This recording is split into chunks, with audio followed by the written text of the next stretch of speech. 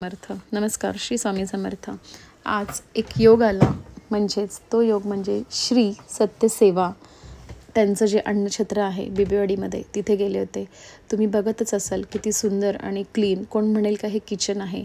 आणि पहाटे 5:30 वाजता सगळेजण येऊन 10 वाजेपर्यंत 650 लोकांना जिथे जिथे अन्नदान केलं जातं त्यांचं पूर्ण तिथे स्वयंपाक केला जातो. आणि 10 वाजेपर्यंत तिथे अगदी पाईपने पाणी धुवून काढण्यापासनं भांडी अशी चकचकीत आणि लखलखीत दिसत आहे. तुम्ही बघत आहात पाईपाने ती व्यक्ती धुत आहे. पूर्ण किचन असं वाटलंही नव्हतं की इथे 600 लोकांचं जेवण झालं असेल.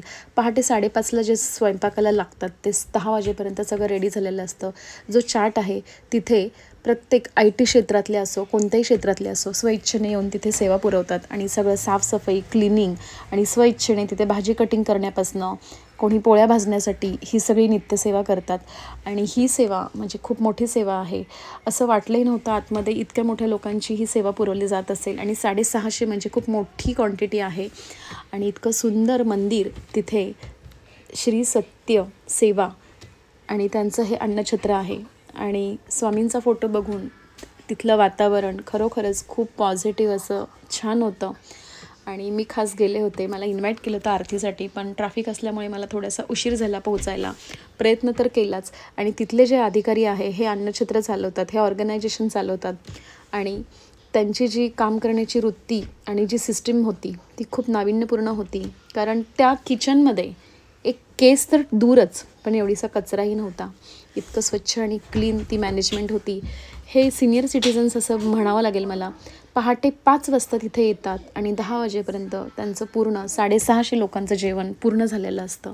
आणि ते जेवण म्हणजे ससून हॉस्पिटल, YCM, मतिमंद मुलांची शाळा अशा ठिकाणी प्रोव्हाइड केलं जातं. आणि इतकी मोठी त्यांची सेवा बघून, म्हणजे नुसती हीच सेवा नाही आहे, वैद्यकीय सेवा खूप साऱ्या क्षेत्रामध्ये हे काम नित्यनेमाने केलं जातं.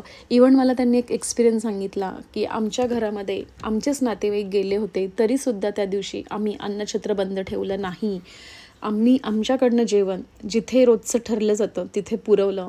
मतिमंद, दिव्यांग व गरीब विद्यार्थ्यांना वह्या, पुस्तके, शैक्षणिक साहित्य पुरवले जातात. ससून हॉस्पिटलमधील रुग्णांचे नातेवाईक, गरीब रुग्ण तसेच तिथे राहणाऱ्या लोकांसाठी दररोज भोजन सेवा चालते. मतिमंद, अनाथ व दिव्यांग मुलांच्या शाळांमध्ये आणि संस्थांमध्ये देखील प्रेमाने बनवलेले अन्नदान केले जाते. म्हणूनच मी असा निर्णय केला की मी सुद्धा माझा ग्रुप घेऊन तुमच्या इथे स्वयंपाक करण्याची माझी इच्छा आहे आणि मदत करण्याची, तर मीही तिथे नक्कीच येईल. तर मला त्यांनी 2 सेकंदात होकार असं उत्तर दिलं. आणि मी खास गेले होते आपण जे बेवारस आणि बेघर लोक सांभाळतो त्यांच्यासाठी, की तिथनं आपल्याला जर काही अन्नदान मिळालं तर ती पण एक सेवाच होईल. त्यामुळे मी भेटायला गेले होते. पण हे सगळ्यापेक्षा किचन आणि तिथली मॅनेजमेंट बघून खरोखर अगदी कौतुकास्पद आहे. आणि लेडीज, जेंट्स असे सगळे मिळून स्वइच्छेने हे काम करतात. प्रत्येकाने वाटून घेतलं आहे की YCMमध्ये जे ॲटोवाले काका आहेत त्यांची स्वतःची रिक्षा आहे की ताई मी हे स्वइच्छेने काम करतो आहे. याच्यामध्ये कोणताही मोबदला, कोणताही इन्कम सोर्स काही नाही आहे. प्रत्येक व्यक्ती मनापासून तिथे सेवा देण्याचं काम करते आहे. आपला स्वतःचा बिझनेस सांभाळून त्याच्या व्यतिरिक्त ही सेवा म्हणजे त्यांच्यासाठी खूप मोलाची आणि मोठी आहे. साहजिकच आहे. म्हणजे यासाठी मनापासून इच्छा व्यक्त लागते तरच ह्या गोष्टी आयुष्यात होतात. आणि ह्यांची ही संस्था खूप मोठी आहे.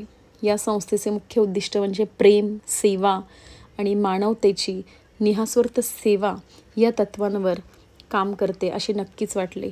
तुम्हाला हा व्हिडिओ कसा वाटला लाईक करा, शेअर करा आणि कमेंट्स करा. आणि तुम्हीही नक्की या भेट. त्यानंतर दर्शन घेतले आणि मला प्रसाद मिळाला आणि खूप छान वाटलं. धन्यवाद.